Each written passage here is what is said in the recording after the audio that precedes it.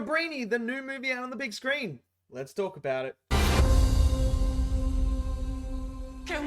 Okay, so Cabrini is the newest movie out on the big screen, and now this movie is all about a young Italian woman who is a nun who comes over from Italy to America back in the very, very, very early 1900s, where she is looking to branch her orphanage to different places to salvage the kids who are struggling in streets with horrible conditions. So her name is obviously Mother Cabrini. You guys probably know, if you're American, you know this story probably. If you're Italian, you probably know this story as well. So I didn't know this story because obviously I don't live in any of those countries, so it's not something that we study or learn back home. Now, I like what Angel Studios are doing and some of the movies that they're coming up with. I really enjoyed what's it called? Ordinary Angels. I really enjoyed that movie. So I was excited for this movie, but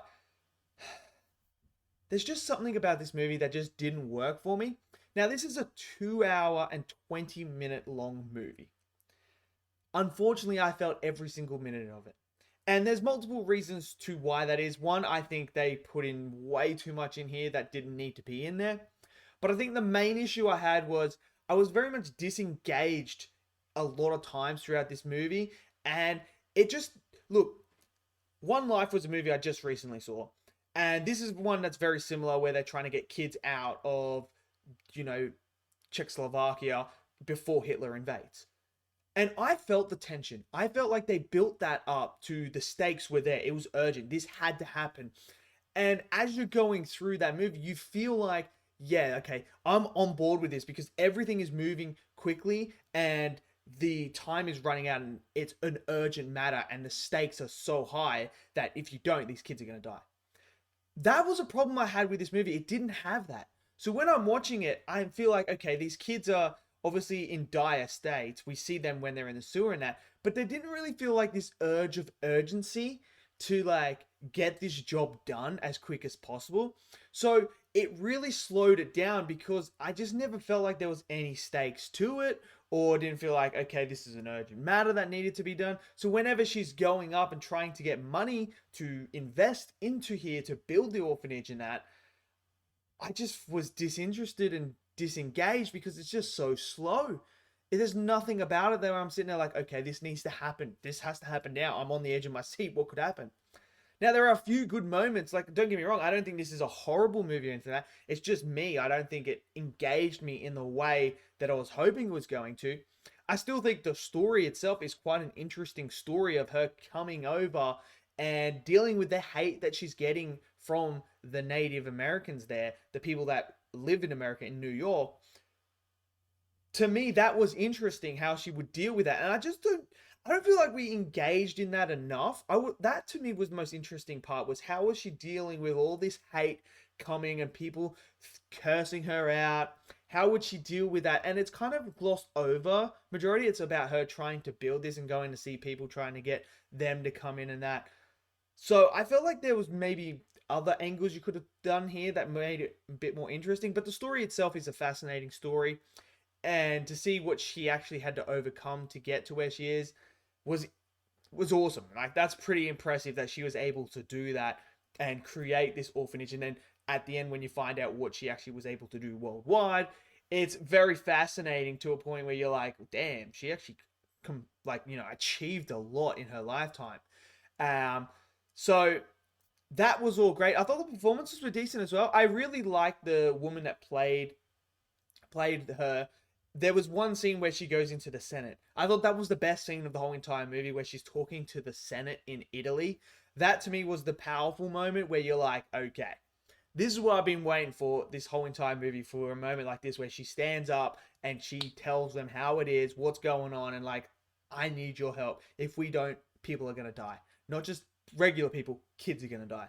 So that worked. I really enjoyed that scene, but the cinematography is great as well. I must say the cinematography is fantastic. The way that they were able to recreate the 5 points, I believe, in New York, that looked like it was ripped straight out of like a fantasy game or something like that, where it's muddy, dirty, rickety. You know, it looked really good for the design and that. And I'm sitting there, I'm like, yeah, I feel like I'm transported back to that time. So I enjoyed that. I like the old fashioned New York as well. I thought that was brilliantly shot as well. There's some really, really gorgeous shots, especially when you're looking over the water at the Statue of Liberty. Really enjoyed those shots. So I had no problems with the cinematography as well. I feel like the music, the score was lacking a bit in scenes. It didn't really elevate the scenes. That could be why I didn't ever felt it, because other movies, the score's job is to be there, to be subtle, but to elevate the scene. And I don't feel like the score quite elevated the scenes to the point where you really felt the impact of those scenes. So that was a bit of a downer for me, because I love myself a good score throughout a whole entire film, because sometimes the scores can actually make a movie 10 times better for me. And I've seen that with movies before, like One Life, for instance. The score in that is great, and it's used perfectly for scenes that elevate it and make it, you feel the stakes, make it feel like, oh, this is happening. This just didn't have that. So that kind of took away from the movie as well. So look, I don't think it's a horrible movie. It's not one I'm going to rush out and watch again, but I feel like some people are actually going to really enjoy this film. I do. I feel like there's going to be people that are interested in this story, that are going to be more engaged in the story than me, and maybe the pacing will work for them. For me, though, the pacing was the big issue of this film, and I felt like it just went on forever. I'm sitting there like, okay, how's this story going to end? Like, I was getting to that point where I was like, okay, I get it. I get what she's doing in that. Can we move along, please? So that is probably my only, like, that's the big thing that really made me disengage from the film, was the pacing and the slowness of it and the lack of stakes. I don't think they did it justice, because look, don't get me wrong, there are stakes in here because those kids are going to die. I understand that, but I don't feel like they conveyed that on the big screen enough to make you feel like that, even though it happened in real life and this was the actual, you know, scenario in that. I didn't feel like that was the case, which is a shame. The execution to me just wasn't there. But look, go and see it, because I think there's going to be people that are going to absolutely love this film. And if you guys did, let me know in the comment section below, because, man, I celebrate that. And if you guys loved it, that's freaking awesome.